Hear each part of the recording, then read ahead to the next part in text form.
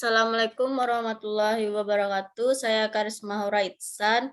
Saya bertugas sebagai moderator. Adapun anggota kelompok 3, 1 adalah Saya Lucy Rustanti. Dan saya Mirnawati. Saya Empolgan. Saya Muhammad Arif Muswanto. baiklah. Saya sebagai moderator akan menjelaskan bisnis dalam penjualan.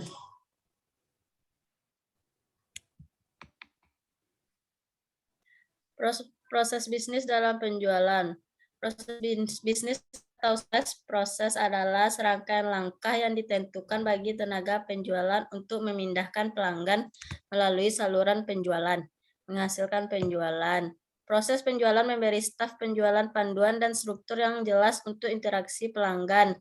Sementara sales proses berbeda dalam jumlah langkah. Proses penjualan yang khas mencakup 7 langkah. 1. Prospek. Prospecting atau menghasilkan prospek melibatkan tenaga penjual yang menemukan pelanggan potensial. Lead yang solid adalah orang atau perusahaan yang jelas membutuhkan produk atau layanan Anda. Setelah sales mengidentifikasi prospek, mereka harus memenuhi syarat prospek tersebut atau menentukan apakah calon pelanggan memiliki sumber daya untuk menyelesaikan penjualan. 2. Mempersiapkan. Setelah sales memilih klien potensial, mereka harus meneliti pasar dan menyiapkan informasi tentang produk atau layanan perusahaan mereka untuk mengantisipasi pertanyaan pelanggan potensial. Mempersiapkan juga termasuk mengembangkan alasan yang kuat mengapa calon pelanggan membutuhkan produk atau layanan. 3. Mendekati. Tenaga penjualan dapat mendekati klien potensial melalui telepon, melalui email, atau secara langsung. Terkadang, suatu pendekatan mencakup hadiah atau sampel. Gaya pendekatan lain termasuk mengajukan pertanyaan kepada pemimpin untuk menarik minat mereka pada perusahaan, produk, atau layanan. 4. Menyajikan. Presentasi dapat terjadi bersamaan dengan pendekatan atau mungkin terjadi kemudian setelah pemimpin memiliki waktu untuk memikirkan produk atau layanan. Beberapa tenaga penjualan membuat presentasi intensif dengan contoh dan layanan slide, sementara yang lain hanya melakukan percakapan dengan pemimpin mereka untuk membangun hubungan dan menjawab pertanyaan apapun. 5. Menangani penolakan. Calon pelanggan memiliki pertanyaan tentang nilai atau kebutuhan produk atau layanan. Dalam langkah sales proses ini, tenaga penjual menanggapi dengan solusi untuk setiap tantangan atau masalah yang diajukan oleh pelanggan. Menangani keberatan mungkin terjadi selama presentasi atau dalam percakapan terpisah di kemudian hari. 6. Closing. Closing adalah saat pelanggan memutuskan untuk menerima tawaran penjual dan melanjutkan transaksi. Tenaga penjualan memiliki berbagai taktik yang dapat mereka gunakan untuk menarik calon pelanggan agar tutup, seperti menawarkan manfaat seperti hadiah atau periode layanan gratis, menciptakan rasa urgensi, atau menanyakan kepada pelanggan bagaimana mereka ingin menjadwalkan pembayaran mereka. 7. Menindaklanjuti. Setelah penjualan selesai, penjual harus tetap berhubungan dengan klien. Jika klien membeli produk, penjual harus menindaklanjuti untuk memastikan mereka puas dengan produk dan menawarkan dukungan lebih lanjut. Jika klien membeli layanan, tenaga penjual harus berhubungan klien secara langsung dan kemudian menghubungkannya dengan siapapun yang akan menangani layanan mereka dari titik penjualan ke depan untuk memastikan transfer yang lancar. Proses bisnis dalam penjualan. Berikut adalah beberapa manfaat utama yang dapat diharapkan bisnis jika mereka membuat sales proses sendiri. 1. Memahami situasi. 2. Strategi yang ditingkatkan 3. Peningkatan penjualan. 4. Efisien. 5. Pelatihan mudah. 6. Kejelasan. 7. Panduan. 8. Pengurangan tantangan. 9. Prokes yang ditingkatkan. 10. Pelanggan yang lebih bahagia.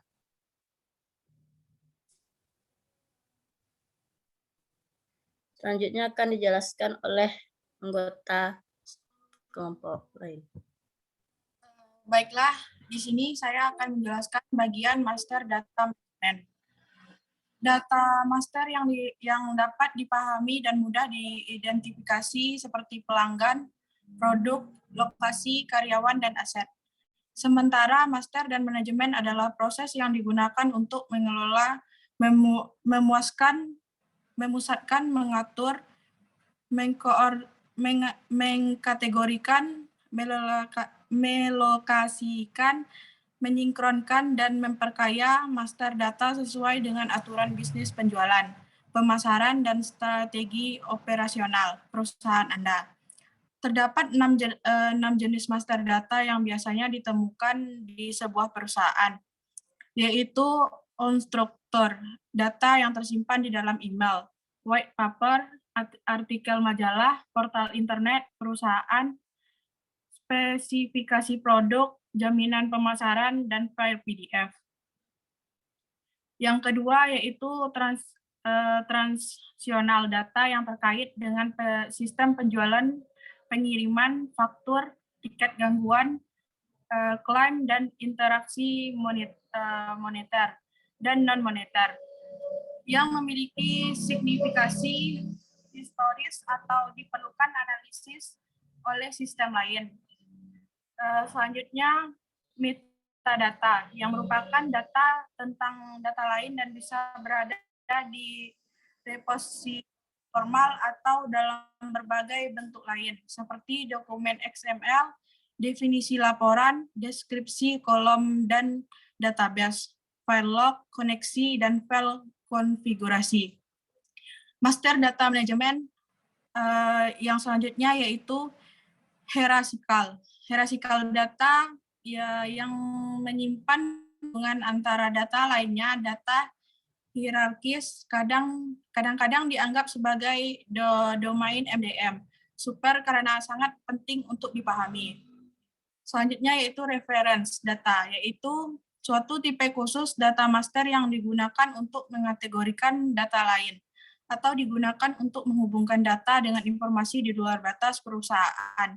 Data referensi dapat dibagi di seluruh objek data master atau transaksi. Misalnya seperti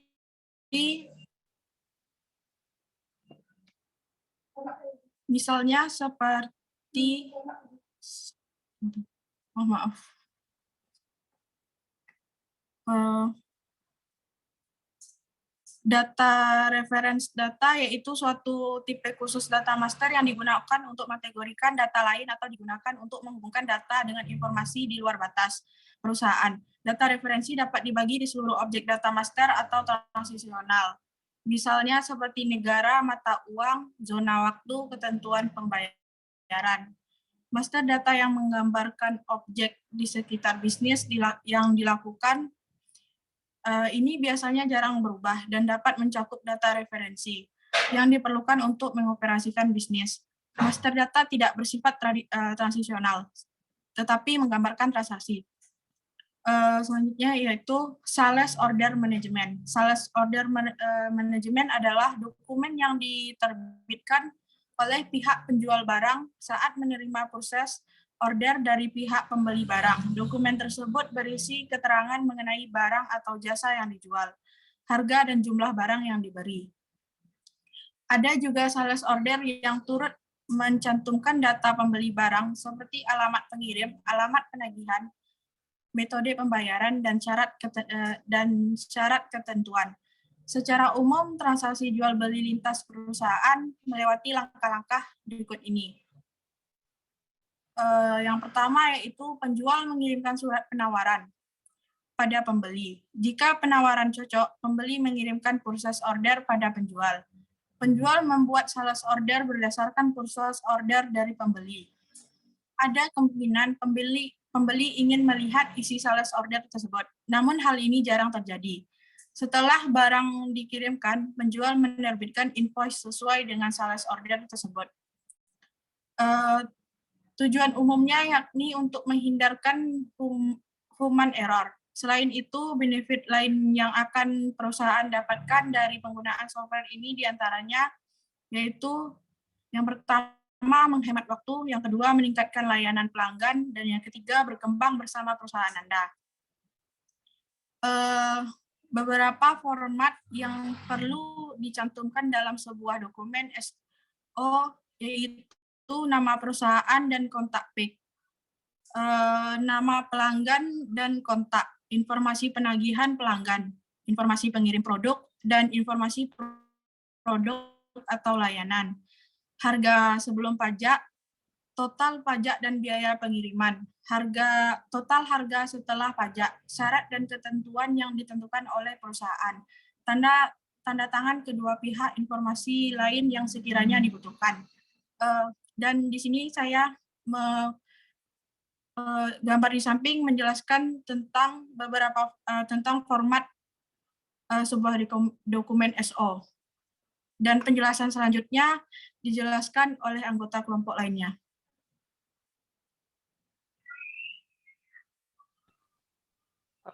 Baik, selanjutnya saya akan menjelaskan tentang purchase order management. Purchase order PO adalah dokumen resmi yang dibuat oleh pembeli yang berisi rangkuman barang atau jasa yang mereka beli dari penjual atau pemasok.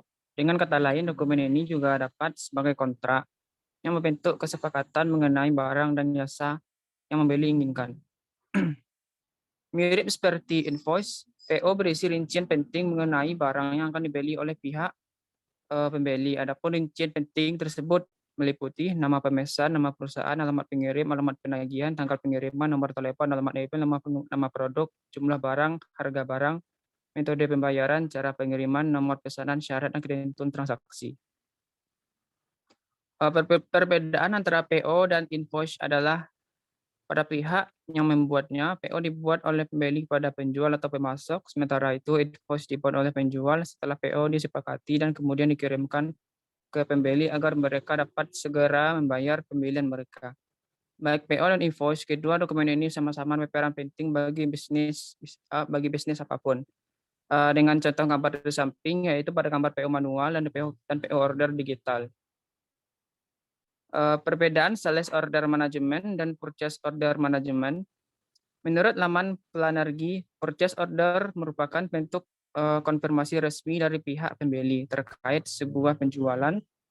Dokumen ini diterbitkan pembeli yang telah menginformasikan seluruh aspek dari transaksi, termasuk detail harga dan jumlah produk yang diminta. Setelah perusahaan menerima semua persyaratan dalam purchase order, maka mereka akan membuat sales order berdasarkan detail-detail tersebut.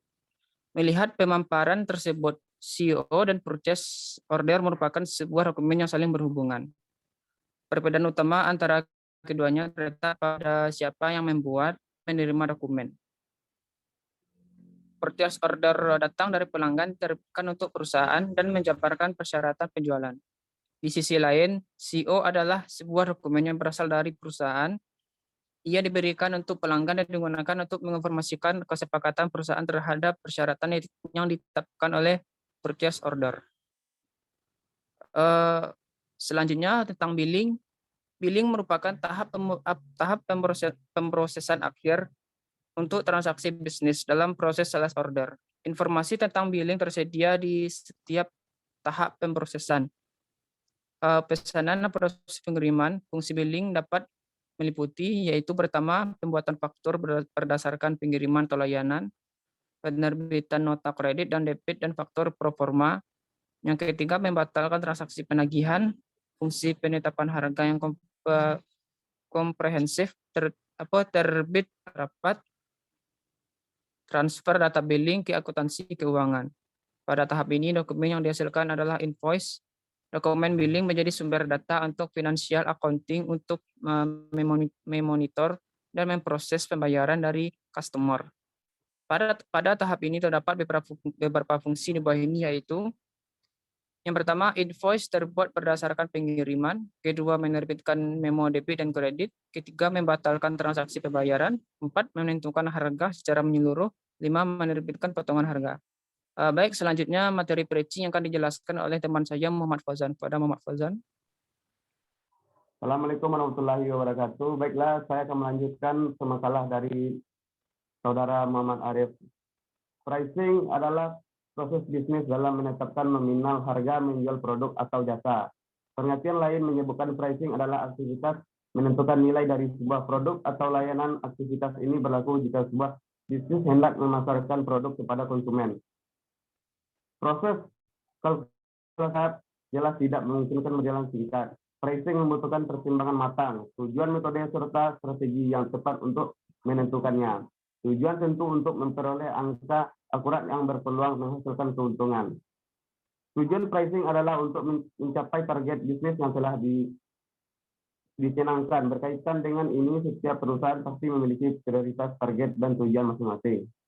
Dalam perusahaan yang memprioritaskan laba yang tinggi, ada pula yang ingin meningkatkan efektivitas produk. Di sisi lain, ada juga yang barangkali ingin memperluaskan skala pemasaran. Target dan tujuan setiap perusahaan ini nilai yang akhirnya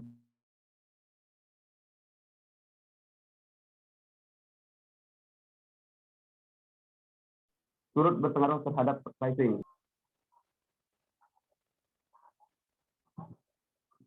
Tujuan pricing yang cukup umum antara lain: 1. Memaksimalkan laba dan mengambilkan modal cepat. 2. Menarik minat konsumen dan mempertahankan posisi produk di pasaran. 3. Stabilitas persaingan dan kelangsungan bisnis. Metode pricing adalah cara menentukan harga jual produk atau layanan dengan mempertimbangkan berbagai aspek dan faktor pertimbangan. Adapun berbagai aspek faktor pertimbangan tersebut meliputi biaya konsumen, jenis produk, target pasar, kompetitor, elastisitas harga, siklus hidup produk.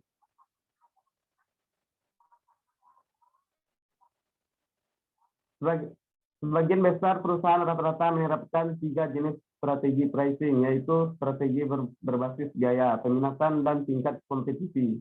3 kelompok strategi tersebut masih memiliki banyak turunan strategi, serta masih ada pula beberapa strategi pricing lainnya, yakni sebagai berikut. 1. Cost plus pricing. Strategi ini menambahkan laba yang diinginkan pada total biaya produksi per unit. Markup pricing. Strategi ini dilakukan dengan cara sama seperti model cash plus pricing, tetapi khusus untuk jenis produk pembelian dari supplier, bukan produk sendiri. Target pricing dilakukan dengan cara menetapkan harga terlebih dulu, kemudian menyesuaikan kualitas produk agar menghasilkan laba. 4. Competitive based pricing. Tetapan harga mengacu pada vendor kompetitor untuk produk yang sama. Bila lebih rendah tentu akan mendongkrak penjual, sementara bila lebih tinggi maka kualitas produk harus diperbaiki. Promotional pricing. Strategi ini menurunkan harga lebih rendah daripada aslinya dalam jangka pendek, bertujuan untuk meraih pangsa pasar. Break-even pricing. Harga ditetapkan untuk menghasilkan rugi laba meraih pasar. Penetration pricing. Strategi ini dilakukan dengan menetapkan harga rendah pada produk yang baru diluncurkan ke pasar. Untuk tujuan untuk melakukan penetrasi pasar atau dengan kata lain mengenjot penjualan. Loss leader pricing. Menentukan harga sedikit di atas biaya produksi guna meningkatkan penjualan yang jangka pendek. Skimming. Mengawali penjualan dengan harga tinggi untuk produk berkualitas tinggi, kemudian menurunkannya seiring tingkat kesadaran konsumen. Peak lot pricing. Mengubah harga setiap kali peminatan meningkat, naik atau turunnya harga tergantung momentum. Uniform list pricing. Menetapkan harga berbasis biaya pengiriman, tetapi menyeragamkan nominal tanpa menimbang jauh dekatnya jarak distribusi. Break absorption pricing. Menetapkan harga dengan menghasilkan biaya pengiriman untuk dibebankan kepada pelanggan. Value based pricing. Harga ditetapkan berdasarkan penilaian pelanggan terhadap suatu produk. Jika suatu produk memiliki nilai tambah, maka harga bisa lebih tinggi daripada produk yang sama, tetapi tidak disertai paket bernilai tambah. Discriminator pricing menetapkan harga dengan cara diskriminasi, yakni membedakan antara suatu kelompok pelanggan tertentu dengan kelompok yang lain. Product line pricing membagi produk ke dalam kategori-kategori tertentu berdasarkan fiturnya, kemudian menetapkan harga jual berbeda untuk masing-masing kelompok produk. Competitive pricing, strategi untuk menjual produk ini yang memerlukan aksesoris agar bekerja maksimal. Harga produk ini dibanderol murah, ditopang dengan harga aksesoris yang tinggi. Prestige pricing, menetapkan harga tinggi guna memperkuat kesan superior untuk produk berkualitas unggul. By product pricing, produk utama dan sampingan dari bahan baku yang jenis yang sama, dijual masing-masing dengan harga berbeda.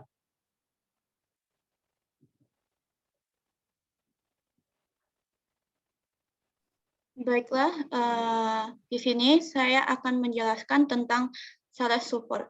Di sini menurut para ahli bahwasanya sales support ini diartikan sebagai seorang yang memiliki tanggung jawab untuk mengurus hal-hal dasar dari tim penjualan.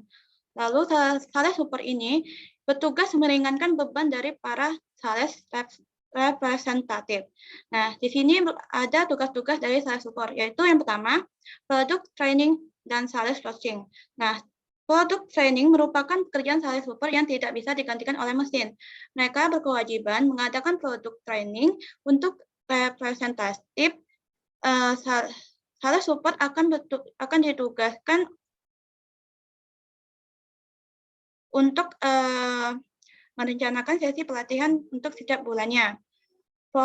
Lalu kedua adalah follow up ke klien dan customer. Sales support bertanggung jawab untuk menjaga hubungan baik antara perusahaan dengan para prospek. Lalu yang ketiga adalah lead generation. Lead generation ini merupakan sebuah proses penyaringan prospek berkualitas yang dilakukan oleh tim penjualan. Prospek berkualitas tersebut akan dihubungi oleh sales representatif.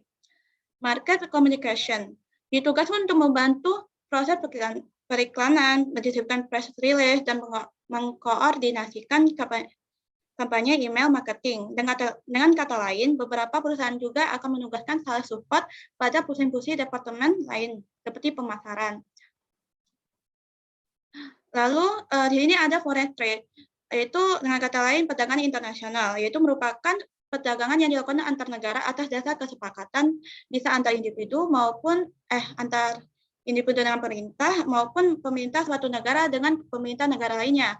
Itu ada faktornya untuk mendorong suatu negara melakukan perdagangan internasional, antara lain untuk memenuhi kebutuhan barang dan jasa dalam negeri, keinginan memperoleh profit dan meningkatkan pendapatan negara, adanya perbedaan kemampuan penguasaan ilmu pengetahuan dan teknologi dalam mengolah sumber daya ekonomi, lalu adanya kelebihan produk dalam negeri sehingga perlu pasar baru untuk menjual produk tersebut.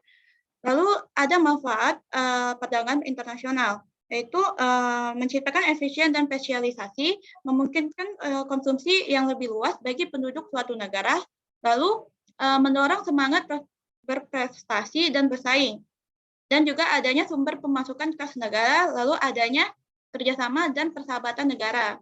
Nah, dalam perdagangan internasional ini memiliki hambatan, yaitu pertama adalah tarif, yaitu pajak terhadap barang-barang yang melewati batas suatu negara, yaitu kuota,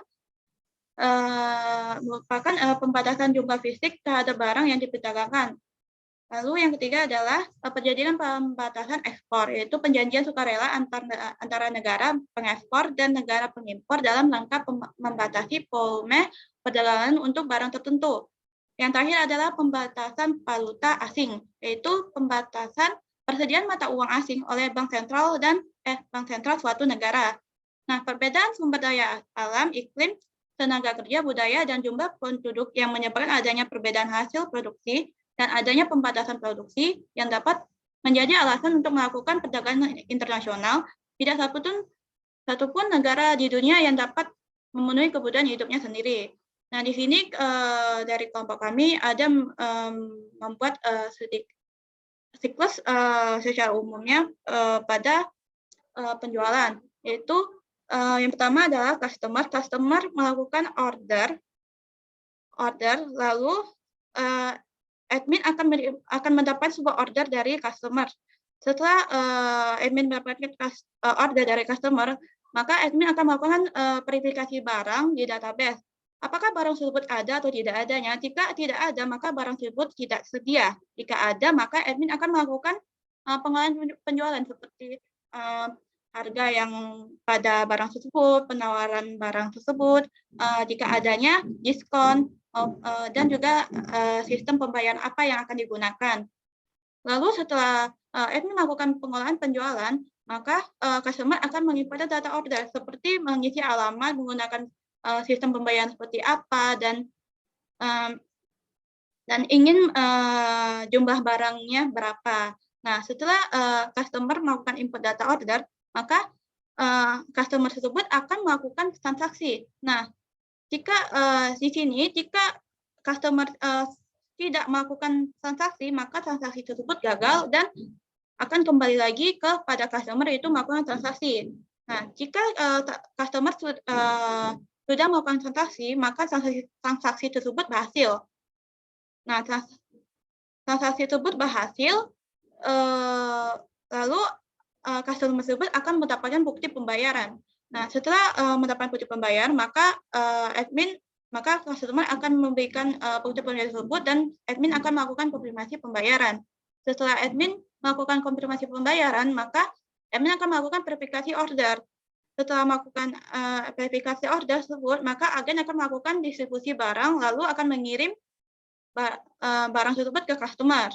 Setelah customer mendapatkan barang, maka customer akan melakukan seperti adanyakah komplain atau tidaknya. Jika ada, maka customer akan ke customer service untuk melakukan pengolahan komplain customer. Jika seperti adanya kerusakan barang maupun lecet atau tidak sesuainya barang. Lalu setelah mendapatkan komplain customer tersebut, maka customer service akan memberitahukan pada admin bahwasanya ada terjadinya komplain pada customer. Nah, lalu setelah mendapatkan komplain tersebut, maka admin akan melakukan konfirmasi pengiriman uang barang tersebut. Lalu akan memverifikasi order ulang sehingga akan mendistribusikan barang pada agen. Nah, di sini kembali lagi pada customer yang mendapatkan barang, jika dia tidak memiliki keluhan ataupun komplain, maka proses bisnis tersebut selesai. Yuda, sekian dari saya. Terima kasih.